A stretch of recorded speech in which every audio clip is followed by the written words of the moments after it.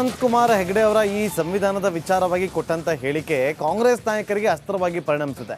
ಒಬ್ಬೊಬ್ಬರೇ ನಾಯಕರು ಈಗ ಈ ವಿಚಾರವನ್ನ ಪ್ರಸ್ತಾಪ ಮಾಡಿ ಆಕ್ರೋಶವನ್ನ ವ್ಯಕ್ತಪಡಿಸ್ತಾ ಇದ್ದಾರೆ. ಸಂವಿಧಾನ ತಿದ್ದುಪಡಿ ಮಾಡೋದಕ್ಕೆ 400 ಸೀಟು ಬೇಕಾಗಿಲ್ಲ, 400 ಸೀಟು ಬರಬೇಕು ಅನ್ನೋದು ಸಂವಿಧಾನ ತೆಗೆಯುವ ಉದ್ದೇಶ.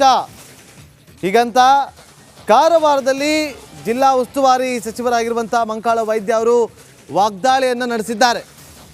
ಹೀಗೆ ಮಾತನಾಡುವವರನ್ನ ಇಟ್ಕೊಂಡು ಬಿಜೆಪಿ ರಾಜಕಾರಣ ಮಾಡ್ತಾ ಇದೆ. ಹಾಗಂತ ವಾಗ್ದಾಳಿ ನಡೆಸಿದ್ದಾರೆ ಮಂಕಾಳ ವೈದ್ಯ ಅವರು. ದೇಶವನ್ನು ಅಂಬಾನಿ ಅದಾನಿಗೆ ಕೊಡುವ ಉದ್ದೇಶ ಇರಬೇಕು, ಅಲ್ಲ ಅಂತಾದರೆ ಹೆಗಡೆಯನ್ನ ಮೊದಲು ಉಚ್ಚಾಟನೆ ಮಾಡಲಿ ಅಂತೇಳಿ ಅವರು ಸವಾಲನ್ನು ಕೂಡ ಹಾಕಿದ್ದಾರೆ.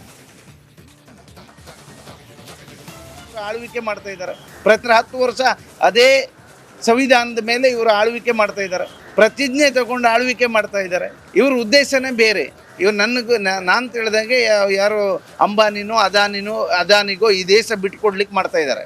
ಇದಕ್ಕೆ ಅವಕಾಶ ಕೊಡಬಾರ್ದು ಅನ್ನೋದು ಈ ದೇಶದ ಜನರಲ್ಲಿ ವಿನಂತಿ ಮಾಡ್ಕೊಳ್ತೇನೆ.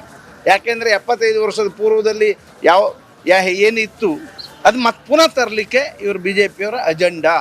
ಒಂದೊಮ್ಮೆ ಅಲ್ಲ ಅಂತಾದರೆ ಈ ದೇಶದ ಪ್ರಧಾನಮಂತ್ರಿಗಳು ಇವತ್ತೇ ಅವರನ್ನು ಉಚ್ಚಾಟನೆ ಮಾಡಬೇಕು, ಇವತ್ತೇ ಅವ್ರ ಮೇಲೆ ಕ್ರಮ ತಗೊಳ್ಬೇಕು. ಇಲ್ಲ ಅಂದರೆ ಅವ್ರ ಪ್ರೇರಣೆಯಿಂದ ಇವರು ಮಾತಾಡ್ತಿದ್ದಾರೆ ಅನ್ನೋದೇ ಅರ್ಥ.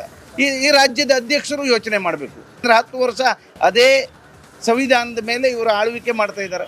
ಪ್ರತಿಜ್ಞೆ ತಗೊಂಡು ಆಳ್ವಿಕೆ ಮಾಡ್ತಾ ಇದ್ದಾರೆ. ಇವ್ರ ಉದ್ದೇಶನೇ ಬೇರೆ. ಇವ್ರು ನಾನು ತಿಳಿದಂಗೆ ಯಾರು ಅಂಬಾನಿನೋ ಅದಾನಿಗೋ